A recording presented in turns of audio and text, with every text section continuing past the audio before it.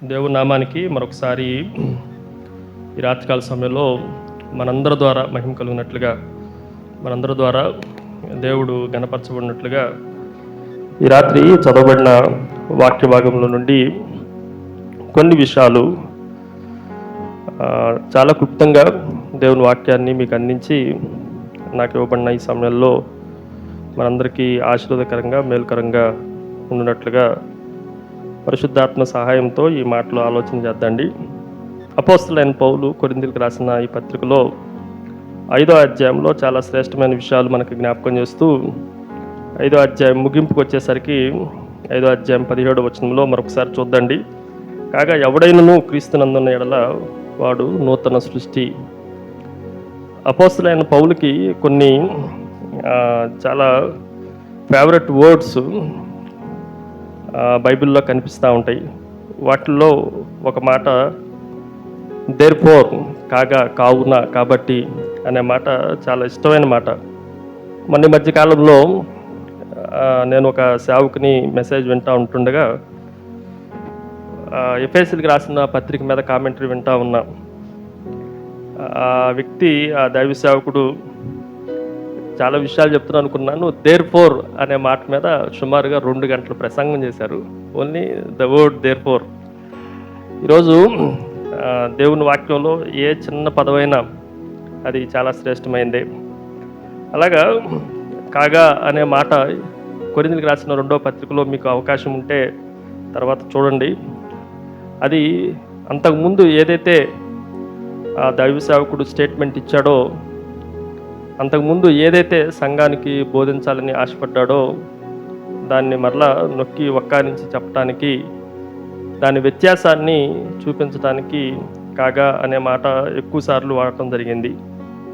ఆ తర్వాత ఆయనకున్న మరొక ఫేవరెట్ వర్డ్ అదేంటంటే ఇన్ క్రైస్ట్, క్రీస్తునందు. అది కూడా చాలా అద్భుతమైన మాట. ప్రతి చోట క్రీస్తునందు అనే పదం ఎక్కువసార్లు అపోస్తలుడైన పౌలు మనకి వాడుతున్నట్లుగా కనిపిస్తూ ఉంటుంది. ఈ వచనంలో ఉన్న మరొక పదం అదేంటంటే నూతన సృష్టి, న్యూ క్రియేషన్. ఈ పదాన్ని ఈ రాత్రికాల సమయంలో కొంచెం జాగ్రత్తగా దేవుని వాక్యంలో నుండి ఆలోచన చేయడానికి కొద్దిగా సమయం అయినప్పటికీ చాలా జాగ్రత్తగా దేవుని మాటలు ఉందండి.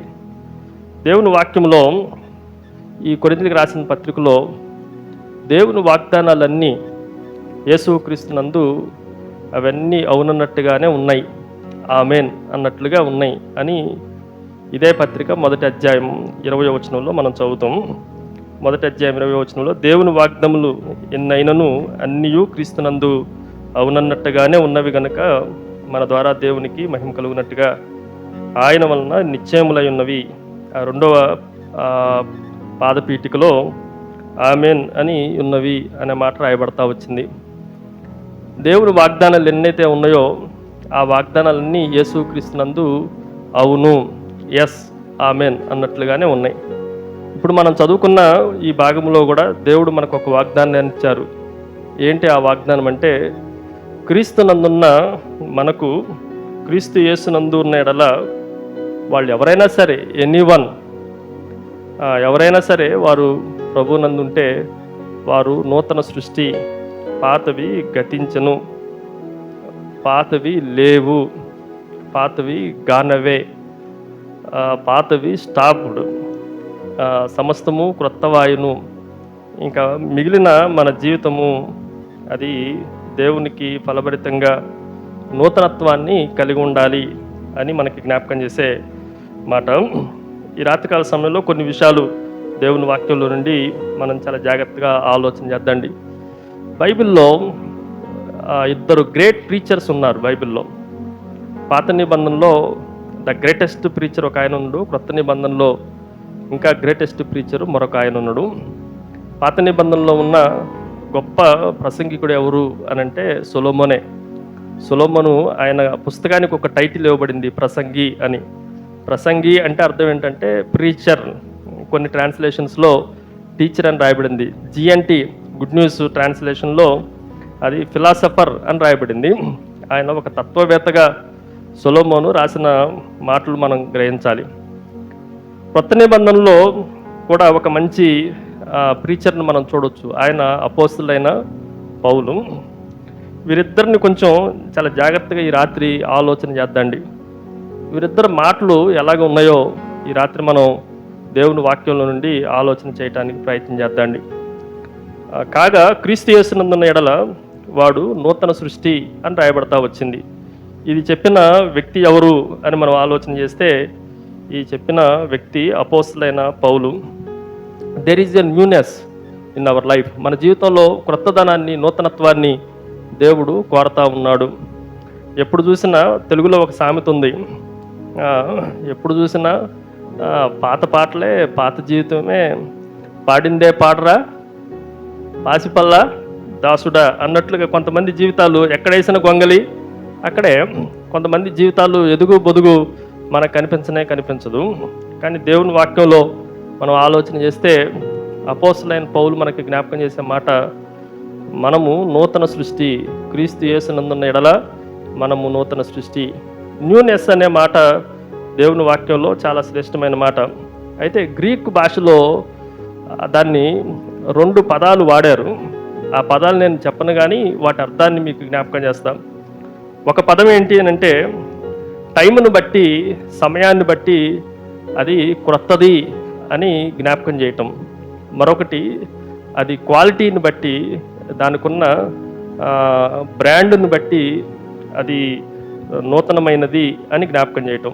ఉదాహరణకి నేను పాత కారుని కొనుక్కున్నా, కానీ ఆ పాత కారు నా దగ్గరకు వచ్చేసరికి అది నూతనమైనది. ఐ బ్రాట్ ఓల్డ్ కార్, కానీ అది టు మీ, నా వరకు అయితే అది క్రొత్తదే. అది ఒక భాష. అది పాతదే కానీ నా వరకు వస్తే అదేంటి చెప్పండి, క్రొత్తది. రెండో విషయం మనందరికీ తెలిసిందే, క్రొత్త కారు కొనుక్కోవటం. ఇంకా ఏది పాతది లేకుండా క్రొత్తది కొనుక్కోవటం. ఈ రెండిట్లో మనకేం కనిపిస్తుంది అని అంటే నూతనత్వం కనిపిస్తూ ఉంది. ఈరోజు దేవుని వాక్యంలో ఈ ఇద్దరు బోధకులు, ఈ ఇద్దరు టీచర్స్, ఈ ఇద్దరు ఫిలాసఫర్సు మనకు చెప్పిన కొన్ని విషయాలు పాత నిబంధన ఒకవైపున, క్రొత్త నిబంధన వైపున పెట్టుకొని ఈ రాత్రి ఆలోచన చేద్దండి. దేవుని వాక్యంలో ప్రసంగి గ్రంథం 1వ అధ్యాయంలోనికి రండి. మొదటి 12 వచనాలను మనం దేవుని వాక్యంలో నుండి ఆలోచన చేస్తే, మీరు డిఫరెన్స్లు రాసుకునే వాళ్ళు 2 భాగాలుగా పెట్టుకొని రాసుకోండి. ఓటీ స్పీకర్, ఎన్టీ స్పీకర్ అని చెప్పుకోవచ్చు. లేదంటే ఓటీ ప్రీచర్, ఎన్టీ ప్రీచర్. పాత నిబంధన బోధకుడు, క్రొత్త నిబంధన బోధకుడు. పాత నిబంధన ప్రసంగికుడు, లేదంటే క్రొత్త నిబంధన ప్రసంగికుడు.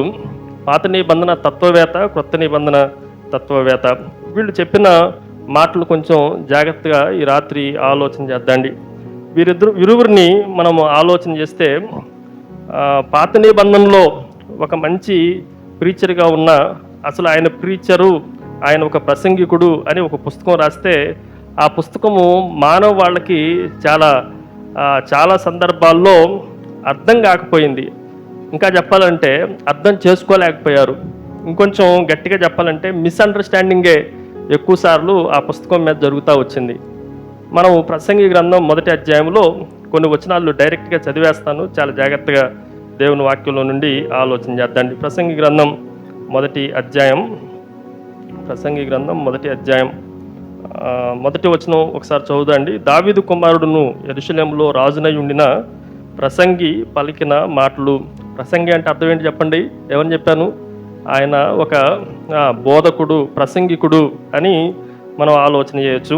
ఆయన చెప్తున్న మాట ఏంటి అంటే 9వ వచనం, మునుపు ఉండినదే ఇక ఉండబోవునది, మునుపు జరిగినదే ఇక జరగబోనది, సూర్యుని క్రింద నూతనమైనది ఏదియూ లేదు. పాత నిబంధన ప్రీచర్ ఏం చెప్తుందంటే సూర్యుని క్రింద క్రొత్తది ఏమీ లేదని చెప్తున్నాడు. క్రొత్త నిబంధన ప్రీచర్ ఏం చెప్తుందంటే సూర్యుని కింద క్రొత్తదేదో ఉంది అని చెప్తా ఉన్నాడు. క్రీస్తునందు నూతన సృష్టి అని ఒక ఆయన చెప్తుండు, ఒక ఆయన అసలు కొత్తదేమీ లేదని చెప్తుండు. ఇంతకీ వీళ్ళిద్దరిని ఎవరిని నమ్మాలి చెప్పండి? పౌలననే నమ్మాలి, ఈ సొలొమోనును నమ్మటానికి అవకాశం లేదు అన్నట్లుగా మనకి అనిపిస్తూ ఉంటుంది. కానీ ఈ రాత్రి దేవుని వాక్యంలో కొంచెం జాగ్రత్తగా ఆలోచన చేస్తే ఇద్దరు భక్తులు చెప్పిన మాటలు ఒకటే, కానీ ఎలా ఒకటవుతాయి అనేది ఈ రాత్రి ఈ సందేశంలో ఉన్న విషయాలు. సరే చూద్దండి, ప్రసంగి గ్రంథం 1వ అధ్యాయంలోనికి రండి. 9వ వచనంలో, మునుపు ఉండినదే ఇక ఉండబోవున్నది, మునుపు జరిగినదే ఇక జరగబోవున్నది, సూర్యుని క్రింద నూతనమైనది ఏదియు లేనే లేదు. ఆయన ఆ అధ్యాయం ప్రారంభంలోనే 1వ వచనం నుండి చదివితే 2వ వచనం నుండి వ్యర్థమని ప్రసంగి చెప్పుచున్నాడు. సమస్తమును వ్యర్థమే. ఇంగ్లీష్లో వ్యానిటీ ఆఫ్ వ్యానిటీస్ అని రాయబడింది. అంటే వ్యర్థమని, అన్ని వ్యర్థాలే, సమస్తము వ్యర్థమే. కొన్ని చోట్ల ఏమని రాయబడిందంటే మీనింగ్లెస్, అర్థం లేని, అర్ధరహితమైనవి, జీవితం అంతా అర్ధరహితమైనవే. ఇంకా చెప్పాలేనంటే దానికి ఏ మాత్రము ప్రాతిపదిక లేని జీవితము అన్న విషయాన్ని మనం గ్రహించాలి. అయితే ఈ జీవితంలో క్రొత్తది ఏమీ లేదు, అన్నీ మొన్న ఉన్నదే, నిన్న ఉన్నదే, నేడు ఉన్నది అని ఈ భక్తుడు చెప్పడంలో ఉన్న తాత్పర్యం ఏంటి?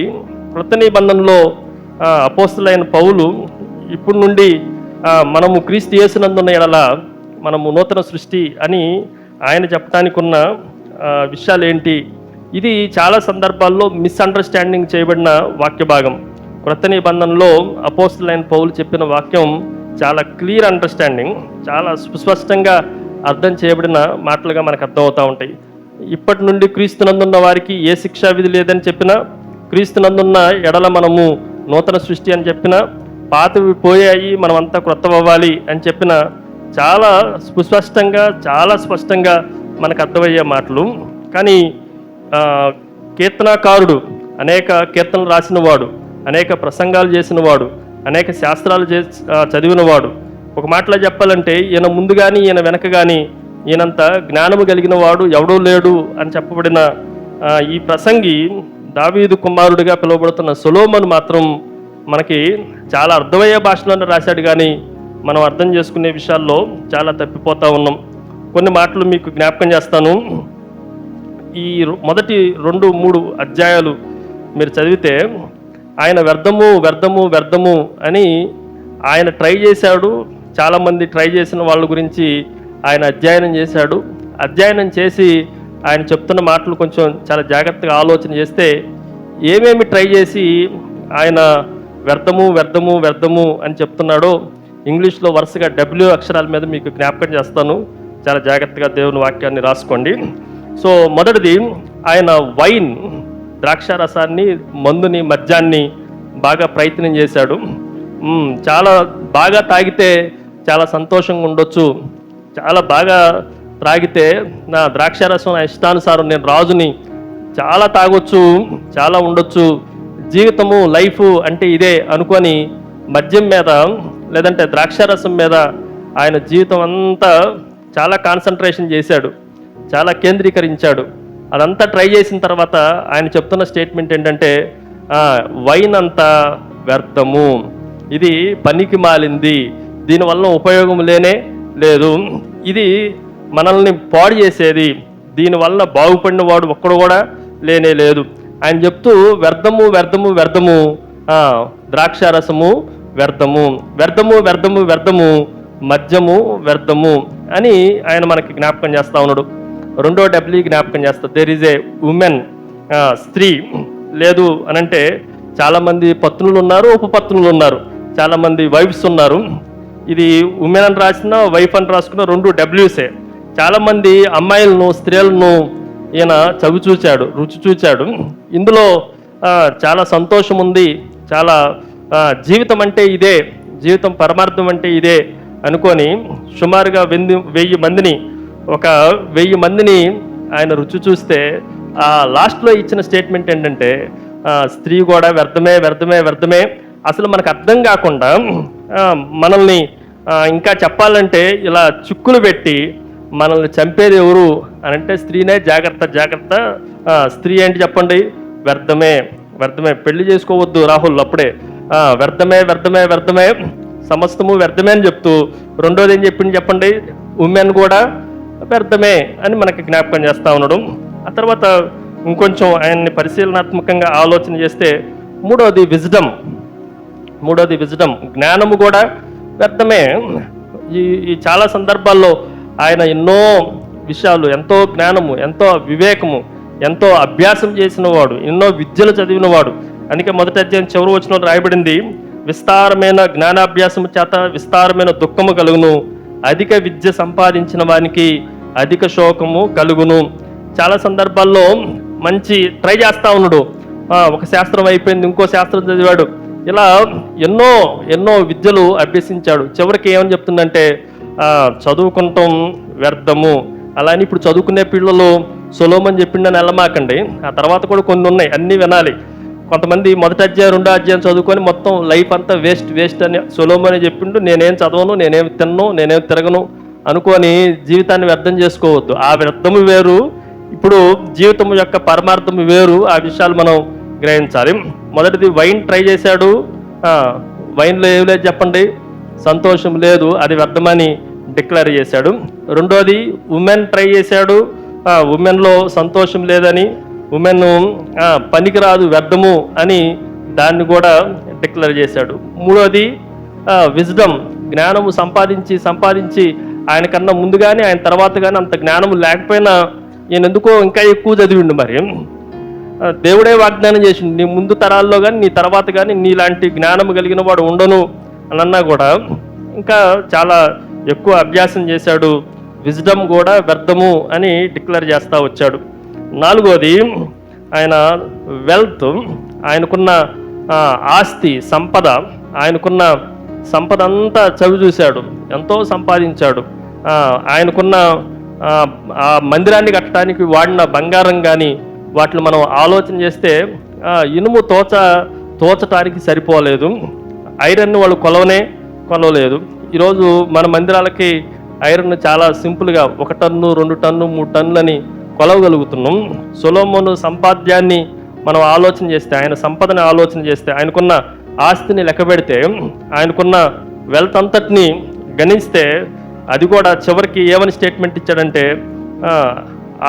ఆస్తి ఉన్నోడికి ఎవరన్నా వాడి అక్కర దినాన ఆస్తి అక్కడికి వచ్చిద్దా, ఆపద దినాన రానే రాదు. సామెతల్లోనే రాసిన భక్తుడు జీవితాన్ని అంతా చదివి బాగా రాసిన వ్యక్తి ఏం చెప్తుందంటే వెల్త్ కూడా, మనకున్న సంపద కూడా, మనకున్న ఆస్తి కూడా, అపారమైన ఆస్తుపాస్తులు కూడా, మీ భాషలో చెప్పాలంటే మీకున్న గోల్డ్ కూడా, మీకున్న పట్టుచీరలు కూడా వ్యర్థమే అని నేను చెప్పట్లా, సొలొమోను చెప్తున్నా అనుకోండి. సొలొమోను ఏం చెప్తుందంటే ఇవన్నీ చవి చూసిన తర్వాత వెల్త్ కూడా, అది కూడా వ్యర్థమే అని జ్ఞాపకం చేస్తూ ఉన్నాడు. ఆ తర్వాత ఇంకొక డబ్ల్యూని మీకు జ్ఞాపకం చేస్తాం, అదేంటంటే వాంటింగ్స్, లేదంటే వరల్డ్లీ ప్లెజర్స్.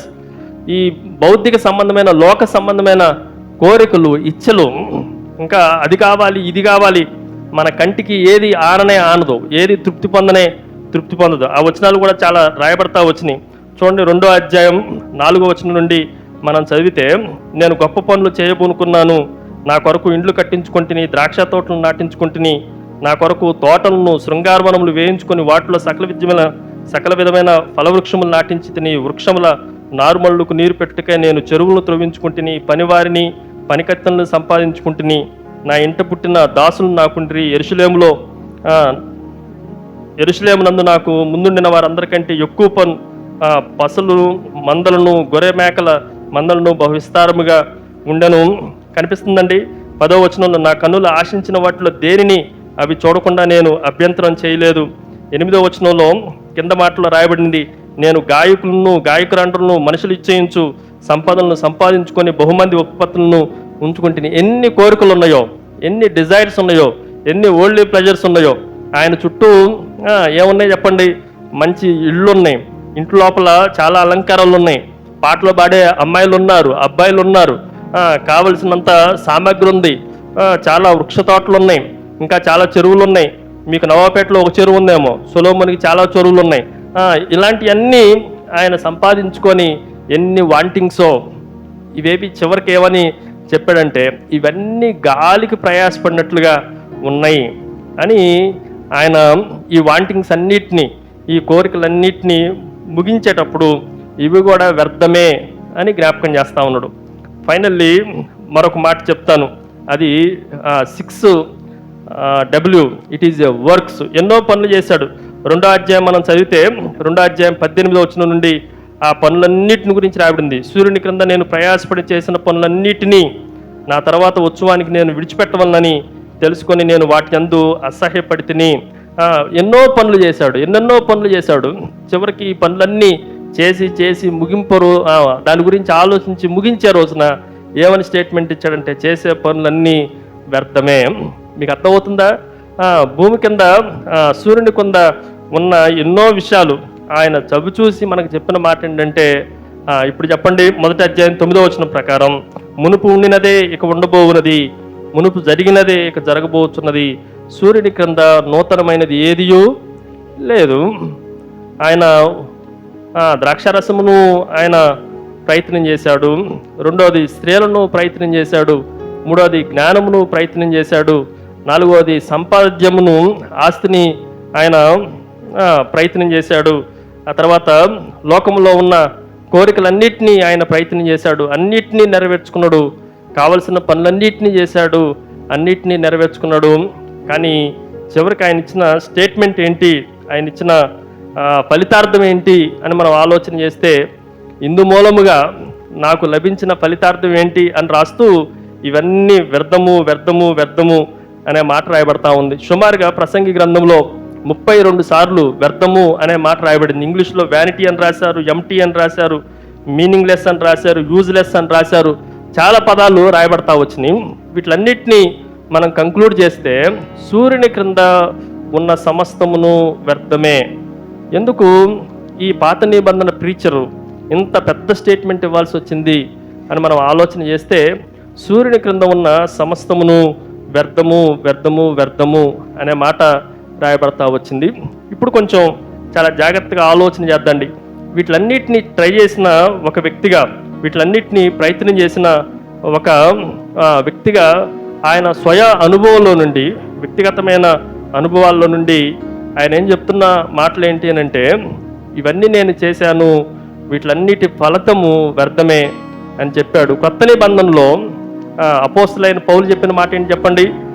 కొరింథీయులకు రాసిన 2వ పత్రిక 5వ అధ్యాయం 17వ వచనం ప్రకారం, కాగా క్రీస్తు యేసునందున్న ఎడల వాడు నూతన సృష్టి అనే మాట మనం ఆలోచన చేయాలి. నూతన సృష్టిలో మనం యేసుక్రీస్తుతో పాటు మనము మృతి పొందాము, యేసుక్రీస్తుతో పాటు మనము పాతి పెట్టబడ్డాము, యేసుక్రీస్తుతో పాటు తిరిగి లేపబడ్డాము. దేని కొరకు అనంటే, ఈ నూతన సృష్టిగా సృష్టించబడిన మనము నూతన జీవితాన్ని జీవించడానికి మనము తిరిగి లేచిపడ్డాము. తిరిగి లేపబడటానికి ఉద్దేశం ఏంటి? మనము యేసుక్రీస్తు వలె మృతి పొంది దాన్ని బాప్తిస్మము అని అన్నాం. తిరిగి లేపబడటానికి పరిశుద్ధతతో, నీతితో లేపబడటానికి ఎందుకొరకు లేపబడ్డాం అని మనం ఆలోచన చేస్తే, మనమంతా ఒక మాటలో చెప్పొచ్చు, అది నూతనత్వం కొరకు, నూతన సృష్టి కొరకు మనము లేపబడ్డాం. మరి ప్రసంగి గ్రంథంలో ఈయన ఎందుకండి ఇలాగ చెప్తున్నాడు అని మనం ఆలోచన చేస్తే, దీని గురించి 3 విషయాలు మీకు జ్ఞాపకం చేస్తాను. నెంబర్ 1, మొదటిది, వెన్ గాడ్ ఈజ్ లెఫ్ట్, దేవుడు మీ జీవితాల్లో నుండి ఆయన లెఫ్ట్ అయిపోతే ఇప్పుడు చెప్పిన మాటలన్నీ వ్యర్థమే. మీకు అర్థమైందా? సొలొమోను చెప్తున్న మాట ఏంటంటే, సొలొమోను ఇన్ని ఆలోచన చేసిన వాడు, వీటిలన్నిటిని గురించి అధ్యయనం చేసిన వాడు, ఇన్ని వాటి మీద అనుభవం ఉన్నవాడు, వీటిలన్నిటిని అనుభవించిన వాడు ఏమని చెప్తున్నాడనంటే, దేవుడు మన జీవితాల్లో నుండి బయటికి త్రోసివేయబడితే, ఆయన అవుట్ ఆఫ్ అవర్ లైఫ్, ఒకవేళ దేవుడు మనలో నుండి బయటికి వెళ్ళిపోతే ఇవన్నీ ఉన్నా కూడా అవన్నీ వ్యర్థమే.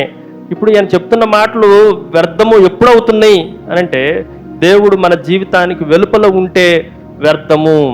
కానీ దేవుడు మన జీవితం లోపల ఉంటే, మనము దేవునిలో ఉంటే, క్రీస్తు యేసునందున్న ఎడల, ఇన్ క్రైస్ట్, మనం క్రీస్తులో ఉన్న ఎడల మనము నూతన సృష్టి. కానీ ఈ సృష్టిలో ఎంత అనుభవించేటప్పుడు మనము దేవునికి వెలుపల ఉంటే ఈ సృష్టి అంతా మనకి ఎలా కనిపిస్తుంది చెప్పండి? వ్యర్థముగానే కనిపిస్తూ ఉంది.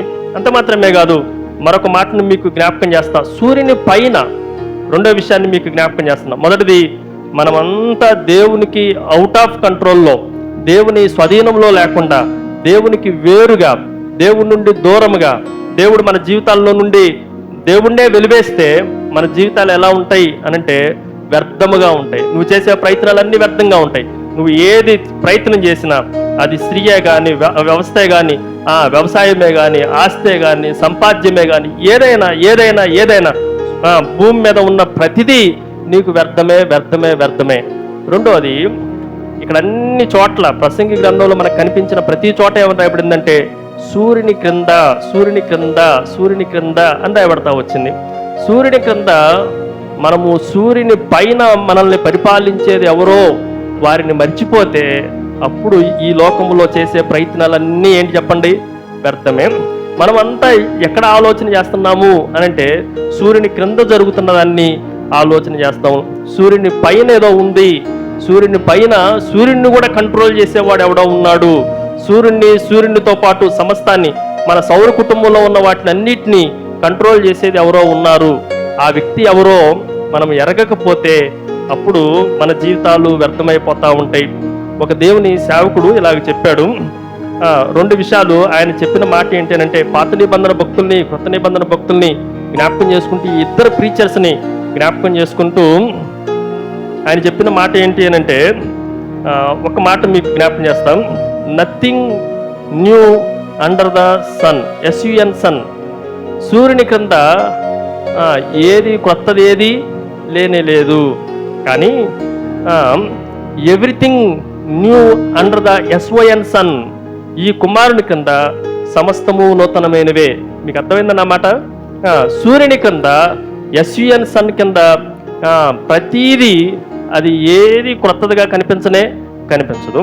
కానీ SYN సన్ కింద యేసుక్రీస్తు అనే కుమారుని క్రింద సమస్తము ఆయన క్రొత్తగానే చేశాడు. ఇంకా పాతది ఏది లేదు. పాతవన్నీ గతించిపోయాయి. నిన్న ఉన్నదే ఈ రోజు ఉన్నదే రేపు ఉన్నది అని చెప్పడానికి క్రైస్తవులంగా మనం సిగ్గుపడాలి. ఎందుకు సిగ్గుపడాలో మీకు జ్ఞాపకం చేస్తాను. చాలా జాగ్రత్తగా దేవుని వాక్యాలు వినండి. మొదటిది, దేవుడు మన జీవితాల్లో నుండి బయటికి త్రోసివేయబడితే, తొలగించబడితే అప్పుడు మన జీవితాలు వ్యర్థమైనవి. సూర్యుని పైన మనల్ని పరిపాలన చేసేది ఎవరో, సూర్యుని పైన ఉన్నవాడు ఎవడో దానిని మనం మర్చిపోతే అప్పుడు కూడా మన జీవితాలు వ్యర్థముగానే, భూమి కింద సూర్యుని క్రింద జరిగే సమస్తమును వ్యర్థము అన్న విషయాలే మనం కూడా బోధిస్తూ ఉంటాం. మరొక మాటను మీకు జ్ఞాపకం చేస్తా. చాలా మంది సూర్యుని క్రింద వారు దృష్టి అంతా ఎక్కడ ఉంటుందని అంటే సూర్యుని క్రింద ఉన్న జీవితం మీదే దృష్టి ఉంటుంది. వీళ్ళ దృష్టి అంతా ఎక్కడ ఉంది? సొలొమోను ప్రసంగి గ్రంథం 1వ అధ్యాయం నుంచి 12వ అధ్యాయం వరకు మనం ఆలోచన చేస్తే వాడు లైఫ్ అంతా, వాని జీవితం అంతా దేని మీద దృష్టి పెట్టాడు అనంటే సూర్యుని క్రింద ఉన్న వాటి మీదే దృష్టి పెట్టాడు. అంటే వైన్ కానీ, వైఫ్ కానీ, విజ్డమ్ కానీ, వెల్త్ కానీ, వర్క్స్ కానీ, వాంటింగ్స్ కానీ, ప్లెజర్స్ కానీ, ఇవన్నీ దేని కింద ఉన్న వాటి మీద దృష్టి పెట్టాడు? చెప్పండి. సూర్యుని కింద ఉన్న వాటి మీద దృష్టి పెట్టాడు. కానీ కొత్త నిబంధనలో ఉన్న ప్రీచర్ను మనం అడిగితే, మీరు భూ సంబంధమైన వాటి మీద దృష్టి పెట్టొద్దు, పర సంబంధమైన వాటి మీదే, పైనున్న వాటి మీదనే, కానీ భూ సంబంధమైన వాటి మీద మీరు దృష్టి పెట్టొద్దు. అంటే చాలా సందర్భాల్లో మన జీవితము ఎందుకు వ్యర్థమైపోతుంది, మనం ఎందుకు వ్యర్థము అన్న స్టేట్మెంట్ ఎందుకు ఇవ్వగలుగుతున్నాం, ఎందుకు మనకన్నా పూర్వీకులు చాలా జ్ఞానం కలిగిన వాడు ఇచ్చాడంటే, మొదటిది మన జీవితాల్లో దేవుడు లేడు, మన జీవితాలన్నీ మనమే ఆక్యుపై చేసుకున్నాం. రెండోది, సూర్యుని పైన ఎవరు మనల్ని ఏలుబడి చేస్తున్నాడో, సమస్తాన్ని ఎవరు నిర్వహిస్తున్నారో ఆ వ్యక్తిని ఎప్పుడో మర్చిపోయాను, ఆ దేవుణ్ణి ఎప్పుడో మనము మర్చిపోయాం. అందుకే మన జీవితాల్లో సూర్యుని కింద ఉన్న వాటి మీదే అపేక్ష, సూర్యుని కింద వాటి మీదే మన దృష్టి పెడుతున్నాం. దాని వలన క్రొత్తది ఏది మనకి కనిపించట్లా, క్రొత్తదనం ఏమి మనకి కనిపించట్లా. ప్రతిదీ నిన్న ఉన్నదే కదా, ఈ రోజు ఉన్నదే కదా, రేపు ఉన్నది అన్న కోణంలోనే, అన్న దృష్టిలోనే మన జీవితాలు మనం చూడటానికి ప్రయత్నం చేస్తూ ఉన్నాం. కానీ క్రొత్త నిబంధనలోనికి వస్తే ఇప్పుడు రండి, కొరింథీయులకు రాసిన 2వ పత్రిక 5వ అధ్యాయంలోనికి రండి. కొరింథీయులకు రాసిన 2వ పత్రిక 5వ అధ్యాయం 17వ వచనంలో రాయబడిన మాటల్లో నుండి కొన్ని విషయాలు మనం చాలా జాగ్రత్తగా ఆలోచన చేద్దాం. కాగా ఎవడైనా క్రీస్తునందున్న ఎడల వాడు నూతన సృష్టి. క్రీస్తునందున్న ఎడల, ఇన్ క్రైస్ట్, క్రీస్తునందున్న ఎడల, యేసు క్రీస్తునందుంటే వాడు నూతన సృష్టి. మనం కొంచెం చాలా జాగ్రత్తగా ఈ రాత్రి ఒక మంచి నిర్ణయానికి రావాలి. యేసు క్రీస్తునందుంటే మనం ఎలాగూ నూతన సృష్టి పొందుతాము అన్న విషయాలు ఒక 7 విషయాలు త్వరగా మీకు జ్ఞాపకం చేసి వాక్యాన్ని ముగించేస్తాను. నెంబర్ 1, యేసుక్రీస్తునందు మనం ఉన్నప్పుడు మనలో ఇక్కడ కూడా కొన్ని మాటలు మీకు జ్ఞాపకం చేయాలి, కానీ టైం సరిపోదు. 3 విషయాల్లో మనకి నూతనత్వాన్ని దేవుడు అనుగ్రహించేవాడు. మొదటిది ఇంటర్నల్ న్యూనెస్, జాగ్రత్తగా రాసుకోండి. అంతర్గతమైన నూతనత్వము, ఇంటర్నల్గా లోపల జరిగే క్రొత్తదనము, లోపల జరిగే అంతర్గతంగా జరిగే నూతనత్వము. రెండోది ఎక్స్టర్నల్ న్యూనెస్, బహిర్గతంగా బయట జరిగే నూతనత్వము, బయట జరిగే క్రొత్తదనము అని రాసుకోవచ్చు. దాని మూడోది ఎటర్నల్ న్యూనెస్, అది నిత్యత్వంలో ఉండే నూతనత్వము, నిత్యత్వంలో ఉండే క్రొత్తదనము. 3 విషయాలు, మొదటిది ఇంటర్నల్, రెండోది ఎక్స్టర్నల్, మూడోది ఎటర్నల్. అంతర్గతమైన నూతనత్వం, రెండోది బహిర్గతమైన నూతనత్వం, ఆ తర్వాత నిత్యత్వంలో ఉండే నూతనత్వం. నిత్యత్వంలో ఉండే నూతనత్వం అంటే ఇక క్రొత్త ఆకాశము, క్రొత్త భూమి అంటే ఏంటి అర్థం? దాని అర్థం మనం చివరి పుస్తకంలో చివరి అధ్యాయానికి వెళ్తే ఇక పాత భూమి, పాత ఆకాశము ఏమైపోయినాయి అంట? గతించిపోయాను. క్రొత్త భూమి, క్రొత్త ఆకాశం. ఆ ఎటర్నల్ న్యూనెస్ గురించి చెప్పడానికి అసలు ఇప్పుడు టైం అవ్వదు, వల్లబడదు. రెండోది ఎక్స్టర్నల్ న్యూనెస్, బహిరంగంగా బయటికి మన జీవితాలు వెలుపల ఉన్న క్రొత్తదనాన్ని అధ్యయనం చేయడానికి కూడా సమయం సరిపోదు. కానీ ఇంటర్నల్గా ఉన్న మన లోపల దేవుడు కలగజేసే ఈ నూతనత్వం ఏంటో, ఈ నూతన సృష్టి ఏంటో ఈ రాత్రి మనం ఆలోచన చేసి దేవుని వాక్యాన్ని ముగించుకుందండి. అన్నీ తెలిసిన మాటలే, అయినా దేవుని వాక్యంలో నుండి మనం కొంచెం జాగ్రత్తగా ఆలోచన చేద్దాం. మొదటిది న్యూ హార్ట్, మనకి నూతన హృదయము రావాలి. అందరూ చెప్పండి, మనము నూతన హృదయము పొందగలగాలి. యెహెజ్కేలు గ్రంథం మనందరికీ తెలిసిన వాక్య భాగమే. యెహెజ్కేలు గ్రంథం 36వ అధ్యాయం 26వ వచనం. యెహెజ్కేలు గ్రంథం 36వ అధ్యాయం 26వ వచనం. నూతన హృదయం మీకు ఇచ్చేదను, నూతన స్వభావము మీకు కలగజేసేదను. చాలండి. నూతన హృదయము మీకు ఇచ్చేదను. ఎవరిచ్చారు ఇంతకీ అనంటే దేవుడు. క్రీస్తునందున్న ఎడల దేవుడు మనల్ని ఏం చేశాడంటే నూతన సృష్టి చేశాడు. ఆ నూతన సృష్టిలో మొదటి భాగం ఏంటి అనంటే మన హృదయాన్ని దేవుడు కొత్తగా చేశాడు, నూతనంగా చేసేసాడు. మన హృదయం ఏమైపోయింది చెప్పండి? ట్రాన్స్ఫర్మేషన్ అయింది, రూపాంతరం పొందింది. ఎలా రూపాంతరం పొందింది అనంటే ఇప్పుడు మన హృదయం కాదు, మన హృదయము ప్రభు హృదయము. ఇప్పుడు మన హృదయం కాదు, ఇప్పుడు హృదయము దేవుని హృదయము. మిమ్మల్ని ఒక ప్రశ్న అడుగుతా, ఇంకా మీ హృదయము రక్షించబడిన తర్వాత కూడా, సేవలో ఉన్న తర్వాత కూడా, విశ్వాసంలో ఉన్న తర్వాత కూడా, మందిరానికి వచ్చిన తర్వాత కూడా ఆ హృదయము పాత హృదయము లాగా ఉంటే చెప్పండి, ఓల్డ్ టెస్టిమెంట్లో చెప్పిన ప్రీచర్ చెప్పినట్లుగా మీ జీవితము వ్యర్థము. నథింగ్, ఇంకేమీ లేదు. ఆశీర్వాదం లేదు, ఆనందం లేదు, సంతోషం లేదు. నువ్వు మారినావు, క్రొత్త నిబంధన ప్రకారం నువ్వు మారినావు. క్రొత్త నిబంధన ప్రకారం నీ జీవితం మారింది.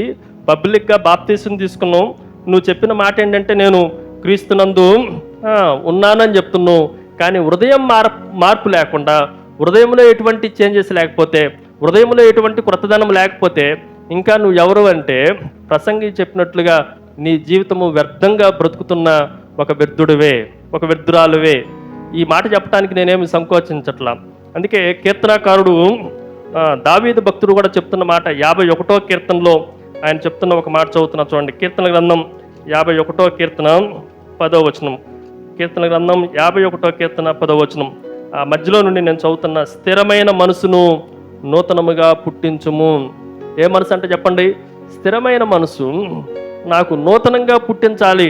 ఈరోజు క్రీస్తునందున్న ఎడల మనము నూతన సృష్టి ఎలాగో సృష్టించబడుతున్నాం అని మనం ఆలోచన చేస్తే మన హృదయము నూతనపరచబడాలి. అందరూ చెప్పండి, మన గుండె ఏం చేయబడాలి? నూతనపరచబడాలి. హృదయం అన్నిటికన్నా మోసకరమైంది, అది బహుఘోరమైన వ్యాధి కలిగింది.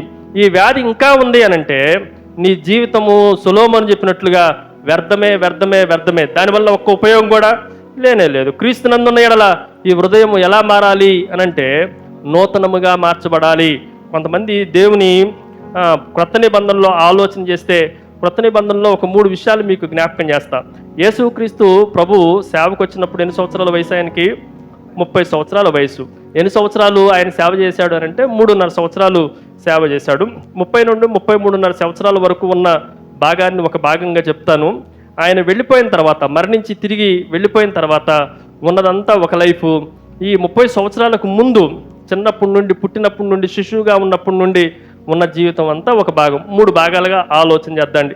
పుట్టినప్పటి నుండి యేసుక్రీస్తు సేవకు వచ్చే ముందు వరకు చాలామంది భక్తులు, చాలామంది వారు ప్రభువుని దర్శించడానికో లేకపోతే ప్రభు దగ్గరకు వచ్చారు. ఉదాహరణకి ఆయన సుమారుగా 1 సంవత్సరం నుండి 2 సంవత్సరాల వయసు కలిగిన వాడుగా ఉన్నప్పుడు 3 జ్ఞానులు ప్రభు దగ్గరికి వచ్చారు. ఎంతమంది జ్ఞానులు వచ్చారండి అని అనుకుంటాం. 3 జ్ఞానులు రాయబడ్డ 3 రకాలైన వస్తువులతో చాలామంది వచ్చి ఉంటారు అని దేవుని వాక్యంలో రాయబడింది. వీళ్ళు వచ్చిన తర్వాత పరిశుద్ధాత్మ దేవుని చేత, దూత చేత బోధింపబడిన వారై వేరొక మార్గం గుండా వెళ్ళిరి అని రాయబడింది. మత్తయి సువార్త 2వ అధ్యాయానికి రండి. మత్తయి సువార్త త్వరగా తీయండి. 2 వచనాలు 3 వచనాలు చదివిస్తాను. మత్తయి సువార్త 2వ అధ్యాయం 12వ వచనం. తర్వాత హేరోదు నద్దకు వెళ్ళవద్దని స్వప్నమందు దేవుని చేత బోధింపబడిన వారై వారు వేరొక మార్గమున తమ దేశమునకు తిరిగి వెళ్ళిరి. దేని చేత బోధింపబడిన వారై? చెప్పండి. దేని చేత బోధింపబడిన వారై? దేవుని చేత బోధింపబడిన వారై. నేను దీన్ని ఏమని రాసుకున్నానంటే నా నోట్స్లో, ఇట్ ఈజ్ న్యూ హార్ట్.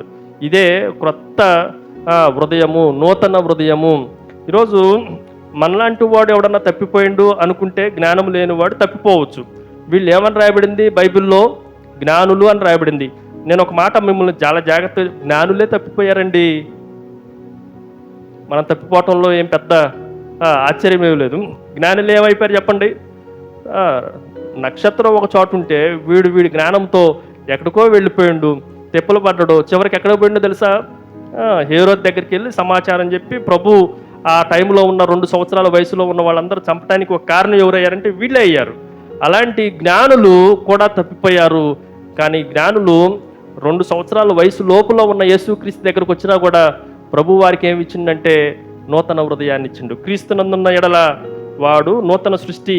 ఏ సంవత్సరంలో అంటే బోధింపబడినప్పుడు కాదు, ఇంకా ఆయన తొట్టులో ఉన్నప్పుడే, ఇంట్లో ఉన్నప్పుడే, ఇంకా 2 సంవత్సరాల వయసు కూడా పూర్తిగా నిండక మునిపే ఆయన వారికి జ్ఞాన హృదయమును, నూతన హృదయాన్ని కలగజేసేవాడు అన్న విషయాలు మనం గ్రహించాలి.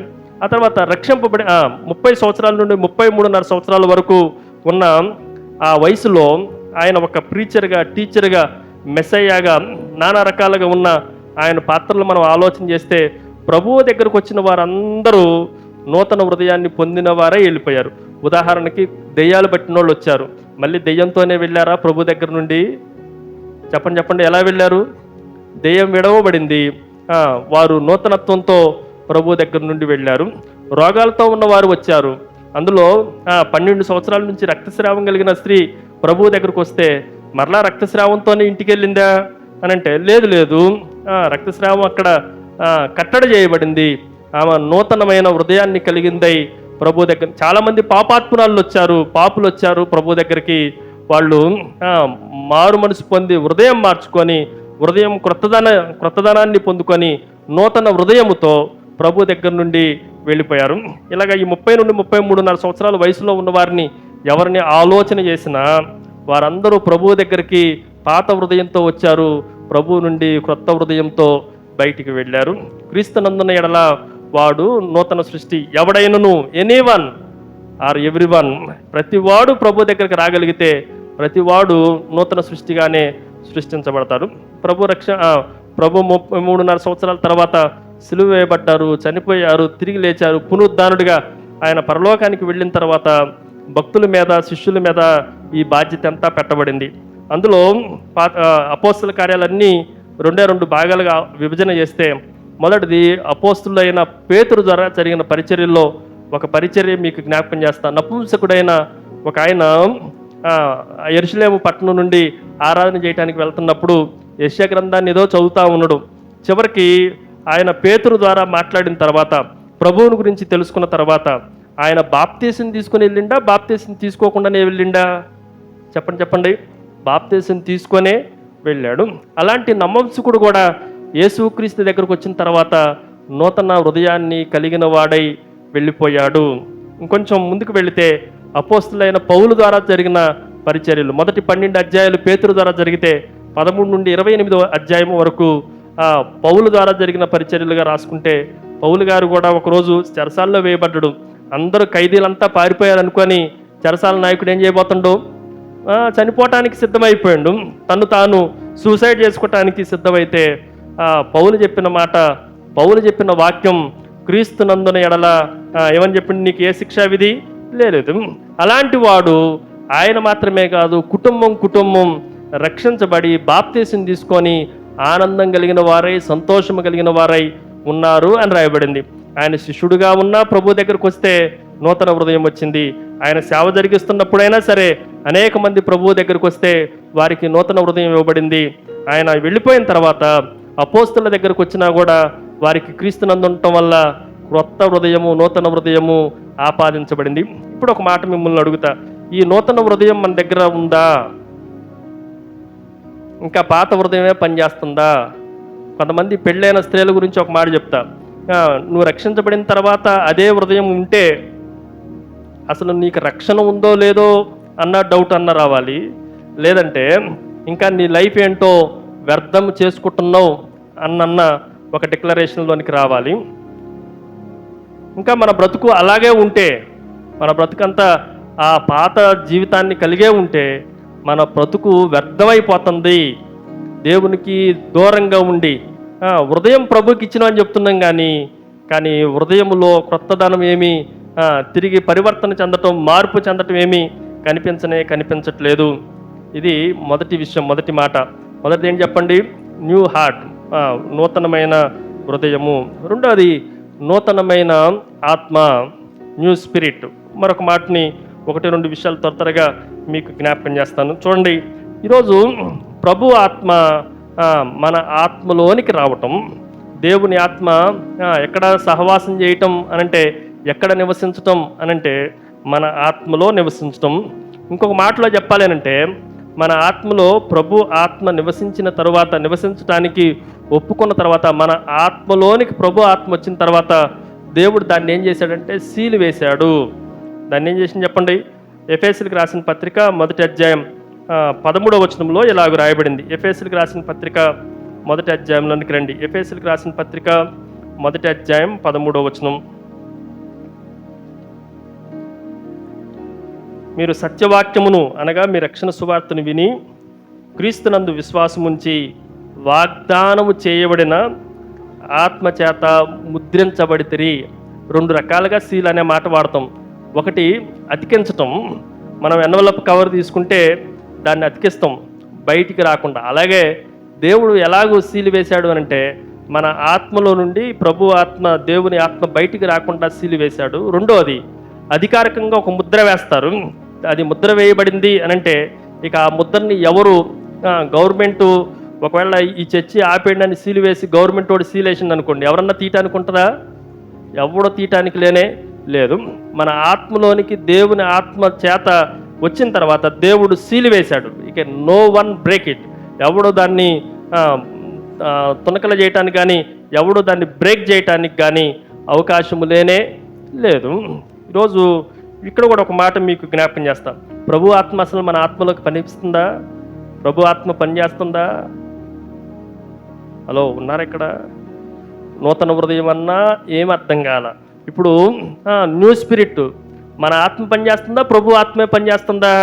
ఓ సొలొమోను, నువ్వు దేవుని ఆత్మ పని చేయకుండా నీ ఆత్మ చేత నీ ఇష్టానుసారంగా అన్నీ ట్రై చేసి నువ్వు దేవునికి ఏ సంబంధం లేకుండా నీ జీవితం చేసుకున్నావు కనుక ఆయన ఫైనల్గా చెప్పిన మాట ఏంటంటే సమస్తము వ్యర్థమే. ఈరోజు మనము దేవుని ఆత్మ చేత ముద్రించబడినం. దేవుని ఆత్మ మన లోపల నివసిస్తూ ఉంది. నేను మీలోనూ మీతోనూ ఉంటానని దేవుడు వాగ్దానం చేశాడు. ఇప్పుడు మన ఆత్మ పనిచేస్తుందా? దేవుని ఆత్మ పనిచేస్తుందా? కొంతమందికి దేవుని ఆత్మ కన్నా దురాత్మ ఎక్కువ పనిచేస్తూ ఉంటుంది. రక్షించబడిన వాళ్ళే వీళ్ళు. భార్యాభర్తలకు గొడవ వచ్చిందనుకోండి, ఏ ఆత్మ పనిచేస్తుంది? అసలు మాకు ఎప్పుడు గొడవలు లేవు అన్నట్టు భలే మొహాలు పెడతారు మీరు.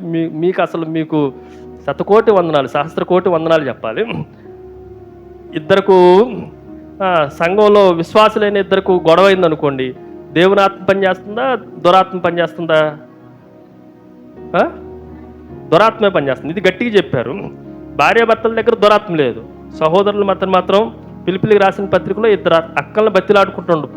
అపోస్తులైన పౌలు, మీరిద్దరూ సుంటికేను యువోదయ మీరిద్దరు కలిసి ఉండాలని బతిమాలు కొంచున్నాను, బెగ్గింగ్ చేసుకుంటున్నానన్న మాట వాడబడింది. కొన్నిసార్లు మన ఆత్మలో ఏ ఆత్మ ఎక్కువ పనిచేస్తూ ఉంటుంది? దురాత్మ ఎక్కువ పనిచేస్తూ ఉంటుంది. చాలామంది పాత నిబంధన సౌళ్ళే, కొత్త నిబంధన సౌళ్ళు మనకు కనిపించరు. పాత నిబంధన సౌళ్ళు అంతా ఏంటి చెప్పండి, ఏదో ఒకడు సితారా తీసుకొని గిటార్ తీసుకొని వాయిస్తే కానీ ఈ దురాత్మలన్నీ బయటికి పోయి. ఇప్పుడు గిటార్లు తీసుకొని వాయించే వాళ్ళు ఎవరు లేరు, బైబిల్ తీసుకొని చదవటమే. ఈరోజు దేవుని వాక్యాన్ని మనం ఆలోచన చేస్తే మన స్పిరిట్ ఏమన్నా క్రొత్తదనాన్ని, మన ఆత్మ ఏమన్నా. అందుకే మీలో ఉన్న ఆత్మను ఆర్పుకుడి, పరిశుద్ధాత్మను దుఃఖపరచుకుడి. ఈ మాటలు మనం ఆలోచన చేస్తే మన ఆత్మ క్రొత్తదనాన్ని కలిగి ఉండటానికి ప్రయత్నం చేయాలి. క్రీస్తు నందున్న ఎడల వాడు నూతన సృష్టి అని చెప్పబడటంలో మొదటిది న్యూ హార్ట్, రెండోది చెప్పండి న్యూ స్పిరిట్. ఎప్పుడైతే నూతన ఆత్మ మన దగ్గరకు వచ్చిందో there is a new fruit, నూతనమైన ఫలం కూడా మనకు ఉండాలి. ఇప్పుడు ఒక మాట, శరీర ఫలాలు ఎక్కువ పని కనిపిస్తున్నాయా, ఆత్మ ఫలాలు ఎక్కువ కనిపిస్తున్నాయా? గలతీలకు రాసిన పత్రిక 5వ అధ్యాయానికి రండి. గలతీలకు రాసిన పత్రిక 5వ అధ్యాయంలో శరీర కార్యములు స్పష్టమై ఉన్నవి అని రాయబడినాయి. 5వ అధ్యాయం 19వ వచనంలో శరీర కార్యములు స్పష్టమైనవి ఉన్నవి. ఇవేంటంటే ఏదో ఒకటి మన చేతిలో, మన హృదయంలో ఉంటుంది. కొంతమందికి జారత్వం ఉండొచ్చు, కొంతమందికి అపవిత్రత ఉండొచ్చు, విగ్రహారాధన ఉండొచ్చు, ద్వేషములు ఉండొచ్చు, కలహములు ఉండొచ్చు, మత్సరములు ఉండొచ్చు, కొంతమందికి అన్నీ ఉండొచ్చు, మత్తతులు, అల్లరితో కూడిన ఆటపాటలు. ఇవన్నీ శరీర కార్యములు స్పష్టమై ఉన్నాయంటే స్పష్టంగా కనిపిస్తున్నాయి. మనం కూడా స్పష్టంగా మనకు కనిపిస్తాయి. ఆ కింద రాయబడింది 22వ వచనంలో, అయితే ఆత్మ ఫలమేమనగా ప్రేమ. ఆగండి, ఈ ఫ్రూట్స్ ఏమైనా ఉన్నాయా? న్యూ ఫ్రూట్స్ ఏమైనా ఉన్నాయా? క్రీస్తునందున్న ఎడల చెప్పండి. నూతన సృష్టి, పాతవి గతించును. 19వ వచనం నుండి అన్ని గతించిపోయినాయా మీకు? ఏంత కష్టంగా మాట్లాడుతున్నారు? పాతవి గతించినంటే శరీర కార్యాలు గతించినాయి అని అడిగా. మీకు ఏమేమి గతించలేదో నేను చెప్తాను. కొంతమందికి ఇంకా ద్వేషములు అలాగే ఉన్నాయి, కలహాలు అలాగే ఉన్నాయి, మత్సరములు అంటే కులుబోతుదలం అలాగే ఉంది, కక్షలు అలాగే ఉన్నాయి, తర్వాత అల్లరితో కూడిన ఆటపాటలు. ఈ మధ్యకాలంలో ఇది ఎక్కువ అయిపోయినాయి, డీజేలు ఎక్కువైనాయి. ఇంకా చెప్పాలంటే యూట్యూబ్ మొదలు పెడితే అన్నీ పన్నికిమాలని, అన్నీ ఇన్స్టాగ్రామ్ అని, వాటిలో అని, వీటిలో అని రీల్స్ ఎక్కువైపోయినాయి. మీకు అర్థమైందా? ఈ మధ్యకాలంలో ఎన్నెన్నో వచ్చినాయి. కొంతమందికి అపవిత్రత, కొంతమందికి జారత్వము, ఇంకా అవి పాత జీవితం లాగానే ఉందా, లేదంటే ఆత్మ ఫలాలు కూడా ఏమన్నా వచ్చినాయా? ఇదంతా ఒక మాటలో ఆత్మ ఫలమే, ఫలములు కాదు. ఆ ఫలములోనే 9 విభాగాలుగా ఈ ఫలమంతా కలిగి ఉన్నామా? కొత్త ఫలాలు ఏమన్నా మన జీవితంలో కనిపిస్తున్నాయా అని అంటే కొత్త ఫలాలు ఏమీ కనిపించట్లేదు. మొదటిది న్యూ హార్ట్, రెండోది న్యూ స్పిరిట్, దాని మూడోది చెప్పండి అమ్మా, మూడోది ఇప్పుడు కొత్త కేక్ కూడా కొత్తదిలే, నాకు తెలిసి జోసెఫ్ వేసుకున్న డ్రెస్ కూడా కొత్తదే అనుకుందాం. మరి ఇవన్నీ కొత్తయే. మరి మన జీవితాలు. 4వ విషయం మీకు జ్ఞాపకం చేస్తా, టైం అయిపోతుంది చూడండి. న్యూ ఫ్రూట్ అయిన తర్వాత 4వది it is a new strength, నూతన శక్తి, నూతన బలము. అందుకే యెషయా గ్రంథం 40వ అధ్యాయం మనందరికీ తెలిసిన వాక్య భాగమే, అయినా మరొకసారి చదువుదండి. 1-2 మాటలు చదివేసి నేను వాక్యాన్ని ముగించేస్తాను. యెషయా గ్రంథం 40వ అధ్యాయం చివరి వచనాలు మనం చదివితే 31వ వచనం. యెషయా గ్రంథం 40వ అధ్యాయం 31వ వచనం చదవండి తల్లి. యెహోవా కొరకు ఎదురు చూచువారు నూతన బలము పొందుదురు, వారు పక్షిరాజు వలె రెక్కలు చాచి పైకి ఎగురుదురు, అలైక పరిగెత్తుతురు, సొమ్మసిల్లక నడిచిపోదురు. ఇది నూతన బలం. పాత నిబంధనలో యెషయా గ్రంథంలో చాలా అద్భుతమైన మాటలు రాయబడతాయి.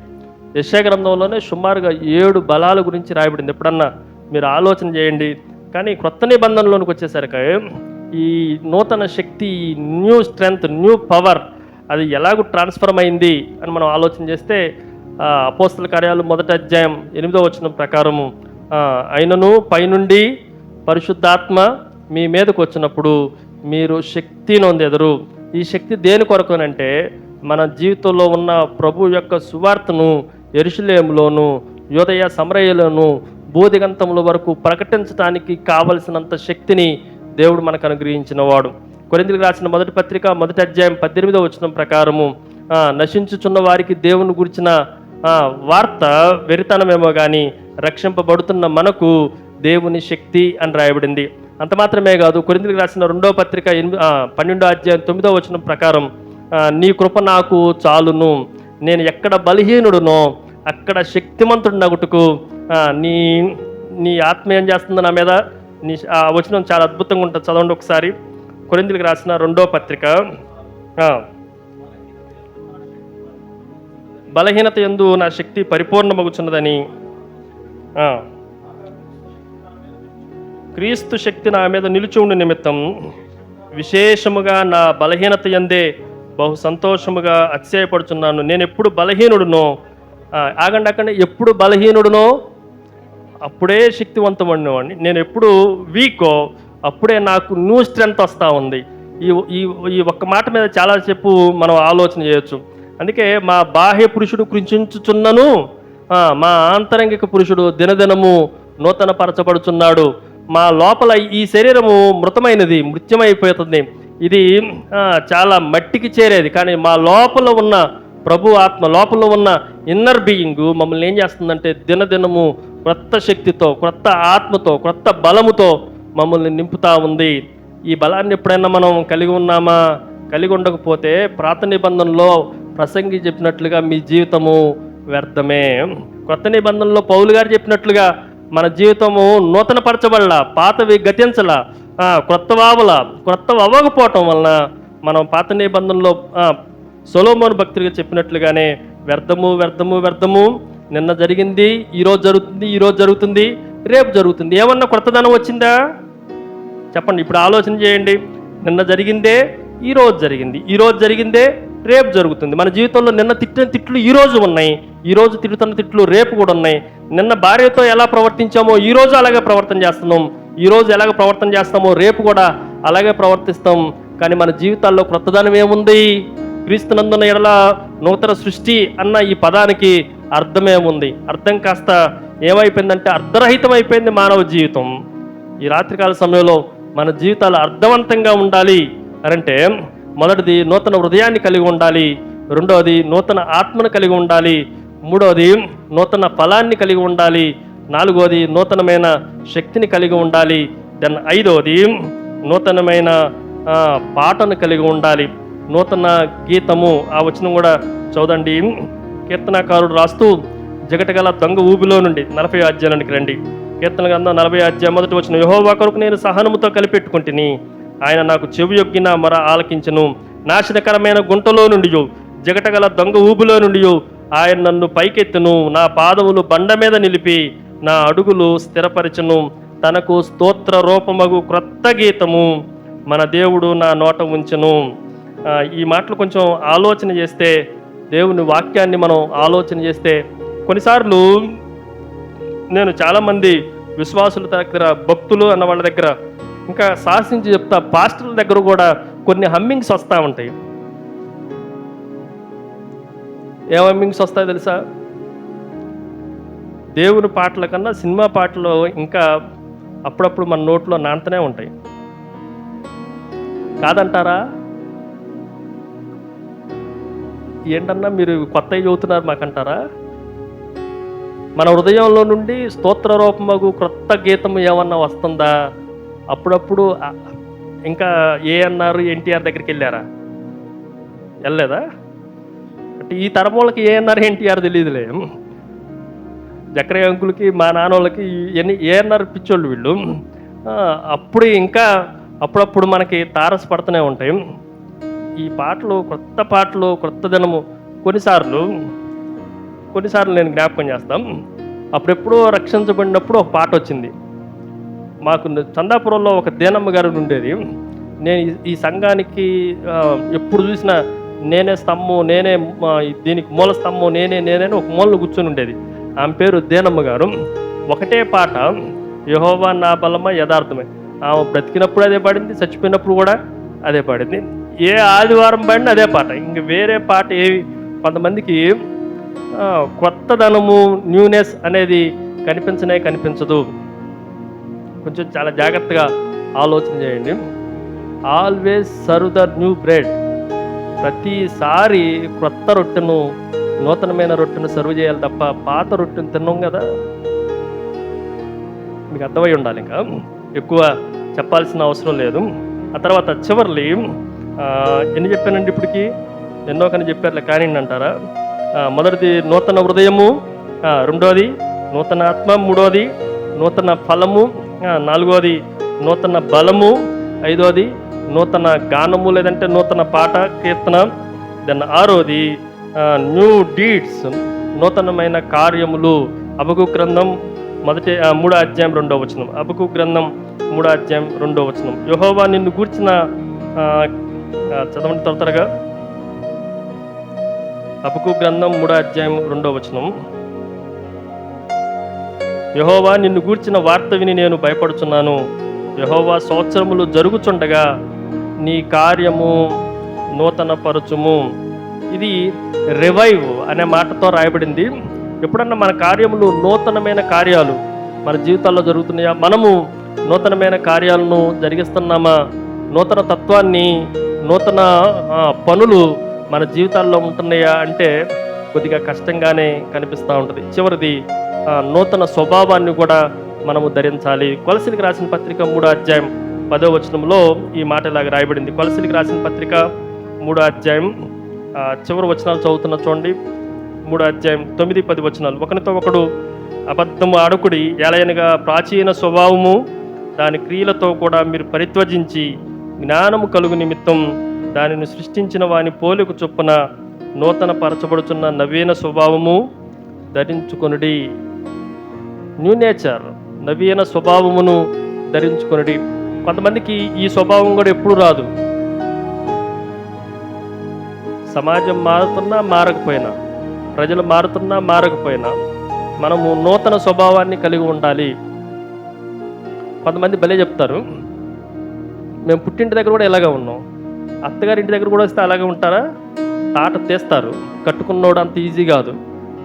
ఇంట్లో వాడు కాబట్టి, అమ్మ కాబట్టి, నాన్న కాబట్టి మిమ్మల్ని కడుపులో పెట్టుకొని, ఇంకా కావాలంటే ఒళ్ళో పెట్టుకొని ఉన్నారు. కానీ స్వభావం మారకపోతే ఒకే ఒక మాట చెప్తా, స్వభావం మార్చుకున్నవాడు ప్రభువుతో పాటు పరదేశంలోనికి వెళ్ళిండు, స్వభావం మారని వాడు అదే సిలువ నుండి నరకానికి వెళ్ళిండు. స్వభావం మార్చుకోవటం చాలా ప్రాముఖ్యమైంది.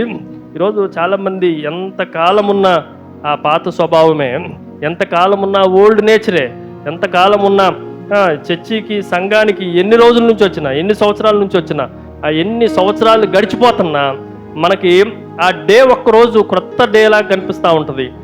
డిసెంబర్ 31న ఎన్నో మీరు చాలా తీర్మానాలు చేసుకున్నారు. 26వ తారీఖు దాకా ఉన్నాయి, ఉన్నాయంటారా? 26వ తారీఖు దాకా ఉన్నాయంటారా? కష్టమే కొద్దిగా. ఎప్పటికప్పుడు మనము నూతన స్వభావాన్ని ధరించడానికి ప్రయత్నం చేయాలి. చాలా ఈజీగా అపోస్తలుడైన పౌలు చెప్పే కొన్ని సత్యాలు చాలా చాలా సింపుల్గా ఉంటాయి. అబద్ధం ఆడుకుడి, ఇది పెద్ద రాయాలా వాక్యంలో? చెప్పండి. మా పెద్దాన్ని ఎప్పుడు చెప్తా ఉంటాడు, ఇది చాలా డేంజరస్ అంట. అబద్ధం ఆడుకుడి. సత్యం చెప్పటం అనేది అంత సులువైంది గానే కాదు. అబద్ధం ఆడటం అనేది చాలా కఠినమైంది. అబద్ధం ఆడకుండా ఉండటం కూడా నూతన స్వభావమే. 2024 సంవత్సరం జనవరి 1వ తారీఖు నుండి చివరి చెప్పేసి నేను ముగిస్తా, 26వ తారీఖు వరకు మేము అబద్ధం ఆడలేదండి అన్నోళ్ళు చెయ్యొద్దండి.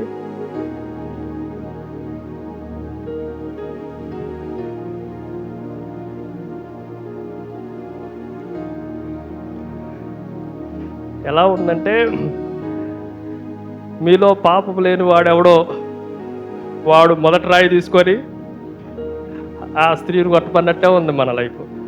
అంకుల్ మరి ఇంకంత వాక్యం ఉంది. ఒక్కళ్ళంటే ఒక్కళ్ళు కూడా 1 తారీఖు నుండి 26వ తారీఖు వరకు, ఈ రోజు వరకు మేము ఒక్క అబద్ధం కూడా ఆడలేదు, ప్రభు కొరకు నూతన స్వభావాన్ని ధరించుకున్నాం అన్నవాళ్ళు ఇప్పుడు మీకు అర్థమైందా లైఫ్ ఎందుకు వ్యర్థమవుతుంది అని అంటే, దేవుడు మన జీవితం నుండి ఎప్పుడో బయట పెట్టేసినాం. మనము భూమి మీద సూర్యుని కింద ఉన్న దాన్నే ఆలోచన చేస్తాం. ఎన్ని కోటి విద్యలు ఈ అబద్ధం చాలా ఈజీగా చెప్పడానికి. ఎక్కడ చూస్తున్నాం మనం లైఫ్ అంతా అంటే సూర్యుని కింద చూస్తున్నాం. సూర్యుని పైన ఉన్న జీవితాన్ని ఒకసారి చూస్తే అపోస్తలుడైన పౌలు చెప్పినట్లుగా అబద్ధం ఆడటానికి ఇష్టపడం. నూతన సృష్టి అని మనం ఎప్పుడు చెప్పబడతాం. పాతవి గతించను, క్రొత్తవాయును అని ఎప్పుడు చెప్పగలమనంటే మొదటిది నూతన హృదయం. అందరూ చెప్పండి. మొదటిది నూతన హృదయం. రెండోది నూతన ఆత్మ. మన ఆత్మ ఇంకా వెళ్ళిపోవాలి. ఎవరి ఆత్మ ఉండాలి చెప్పండి? ప్రభు ఆత్మే పనిచేయాలి. ప్రభు ఆత్మతోనే మనం నడిపించాలి. దేవుని ఆత్మతోనే, పరిశుద్ధ ఆత్మతోనే మన జీవితము సాగాలి. మూడోది నూతనమైన ఫలాలు, జీవితానికి తగిన ఫలాలు. మన ఆత్మ ఫలములో ప్రేమతో మొదలుపెట్టి దీర్ఘశాంతం వరకు కొనసాగే ఈ నూతన ఫలము మన జీవితాల్లో ఉండాలి. దాని నాలుగోది నూతనమైన బలము. కొంతమందికి ఫలాలు ఉండవు, బలాలు కూడా ఉండవు. ఎప్పుడు చూడు తలకాయ నొప్పి. ఒకళ్ళకి బస్సు ఎక్కి బస్సు దిగే తలకాయ నొప్పి అండి. ప్రయాణానికి పనికిరారు వీళ్ళు, కానీ మాటలు చెప్తారు చూసారా. నేను అమెరికా వెళ్ళా, దుబాయ్ వెళ్ళా, నిన్న కలకత్తాలో దిగాని చదువుతాడు వీడు. బస్సు ఎక్కి బస్సు దిగితే పనికిరాడు వీడు. కొంతమందికి భౌతిక సంబంధమైన బలం కాదు, ఆత్మ సంబంధమైన బలాన్ని, నూతన బలాన్ని మనం ఎప్పటికప్పుడు పొందుకోవాలి. ఆ తర్వాత ఐదవది నూతనమైన పాట, నూతనమైన గీతం. ప్రతిదినము నూతనత్వాన్ని మన దాంట్లో చూపించాలి. ఆ తర్వాత ఫైనల్లీ నూతనమైన కార్యములు, చివరిగా నూతన స్వభావాన్ని. ఇవన్నీ ఉంటే అప్పుడు మనం ఏమంటామంటే నూతన సృష్టి అని అంటాం. ఇంతకీ సూర్యుని కింద ఉన్నదంతా ఏమన్నా క్రొత్తది ఏమన్నా ఉందా? క్రొత్తది ఏమీ లేదు. కానీ ఎక్కడ జరగాలి ఇది? దీన్ని ఏమని రాసుకున్నానంటే నా నోట్స్లో ఇంటర్నల్ న్యూనెస్, అంతర్గత నూతనత్వం ఉంటే మనము భూమి మీద ఉన్నాయి గతించిన, నిన్న ఉన్నది ఈ రోజు ఉన్నదే రేపు ఉంటుంది, వీటిల్లో మార్పు లేదు. కానీ సూర్యుని క్రింద ఉన్న మనము క్రీస్తునందుంటే, మనం కూడా ఎక్కడున్నాం చెప్పండి? సూర్యుని క్రిందే ఉన్నాం. కానీ క్రీస్తునందున్న ఎడల మనము నూతన సృష్టిగా మలచబడతాం. కాబట్టి ఈ నూతన సంవత్సరంలో మరొకసారి మనల్ని మనం పరిశీలన చేసుకుందండి. ఇంకా ఎవరన్నా ఫలించకపోతే, ఇంకా ఎవరన్నా ప్రభువుకి దూరంగా ఉంటే, రక్షింపబడి కూడా ఇంకా ఎవరన్నా వెనకకి జారి ఉంటే, ఇంకా ఎవరైనా ఆత్మ సంబంధమైన ఫలములు కానీ, ఆత్మ సంబంధమైన బలము కానీ లేకుండా ఇంకా నిష్ప్రయోజనంగా ఉంటే, సొలొమోను చెప్పినట్లుగా ప్రభువు లేకుండా సూర్యుని పైన ఉన్న ఆ పరిపాలకుడు గురించి గుర్తెరగకుండా మనమే జీవించడానికి ప్రయత్నం చేస్తే మన జీవితం అంతా వ్యర్థమే. ప్రభు నందుంటే, క్రీస్తు నందున్న ఎడల మనకేంటి చెప్పండి? నూతన సృష్టి.